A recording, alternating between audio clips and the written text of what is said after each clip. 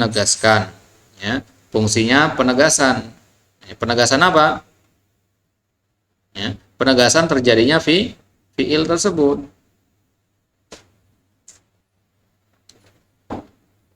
Nah, jadi suatu fiil kalau kita ingin menyatakan bahwasanya dia itu beneran telah terjadi, kita butuh menambahkan namanya nun taukid. Jadi kalau kita mengatakan dia benar-benar telah pergi, ini kan penegasan kan. Jadi kalau kita katakan dia pergi, orang mungkin kurang percaya. Maka kita butuh tambahkan nun atau taukid di situ. Baik. Makanya di ayat kalla la yumbadzanna fil hutamah la yumbadzanna, dan nun taukid di belakang itu berarti benar-benar terjadi itu, ya. Jadi tidaklah Allah mentakid sesuatu kecuali itu adalah sesuatu yang luar biasa besar berarti gitu. Benar-benar terjadi begitu, ya. Baik. Itu ciri yang keempat. Adanya nun taukid. Fa kullu kalimatin taqbalu nun taukid au fiha nun taukid fahiya fi'lun. Maka setiap kata dalam bahasa Arab yang ada nun taukidnya atau dia bisa menerima nun taukid, maka dia adalah fi'il. Bisa menerima, ya. Bukan harus selalu ada nun taukid itu, ya. Bisa menerima. Karena tergantung kebutuhan. Kapan antum ingin mempertegas, ya pakai nun taukid. Kalau tidak, ya jangan. Wal muallifu huna rahimahullah khalata alamatil af'al ba'daha bi ba'din walakinnahu sayufassil. Berarti di sini enggak dibedakan tanda-tanda tadi masuk ke madi, mudhari atau amr. Apa maksudnya? Karena contoh-contohnya tadi ada yang madi, ada yang mudhari, ada yang amr kan. Nah, jadi di campur aduk sama Ibnu Malik di situ. Akan tetapi nanti di bait selanjutnya beliau akan perjelas, ya. Fasarat alamatul af'al allati dzakaraha Ibnu Malik arba alamat. Seperti ada 4, ya, tanda dari tanda-tanda fi'il. Yang pertama ta'ul fa'il wa abbar anha biqaulihi bita fa'alta. Kemudian ta'ut ta'nis as-sakinah itu di kalimat ataj, ya'ul mukhatabah di kata if'ali, dan nun taukid di kata aqbilan. Baik, itu dia 4 tanda dari fi'il. Baik. Jadi nanti akan ada bab pembahasan tentang fi'il tersendiri, ya. Adapun tanda-tandanya cukup itu saja dulu 4 itu, ya. Pembahasan tentang mad, mudhari dan amr nanti akan ada bab tersendiri, ya. Lanjut kita ke bait yang ke-12, yaitu pembahasan tentang, ya, huruf, ya.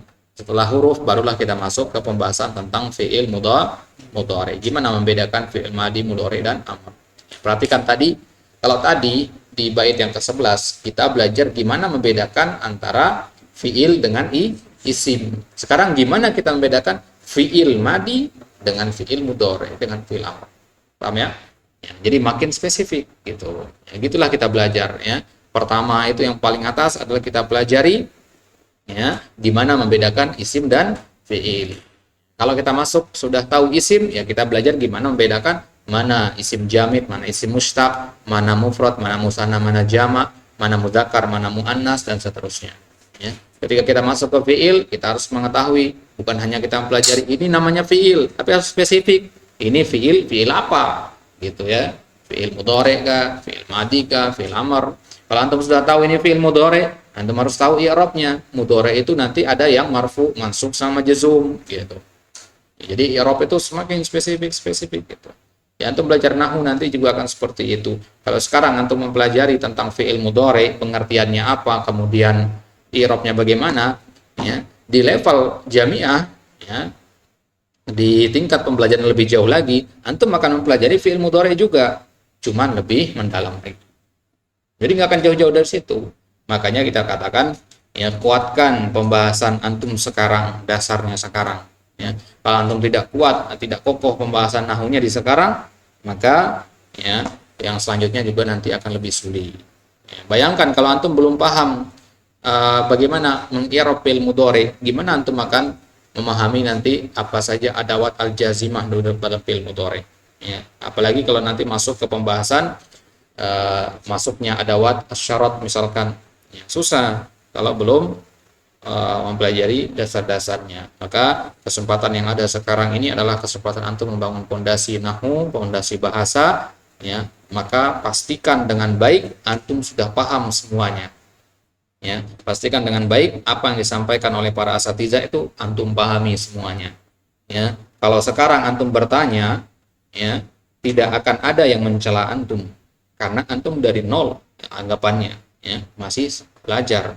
Tapi kalau sudah level tinggi nanti antum bertanya, kemudian pertanyaan antum tidak berkualitas, dicela sama orang antum. Ya. Karena apa? Masa level sudah tinggi bertanya pertanyaan sepele-sepele kan?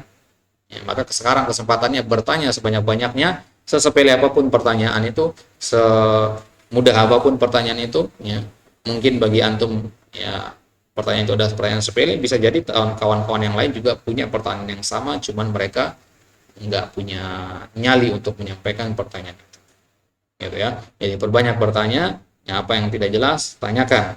Ya, tugas guru itu adalah menjelaskan sampai antum paham. Antum bertanya sekali, dua kali, tiga kali, bahkan sampai puluhan kali pasti akan tetap dijawab.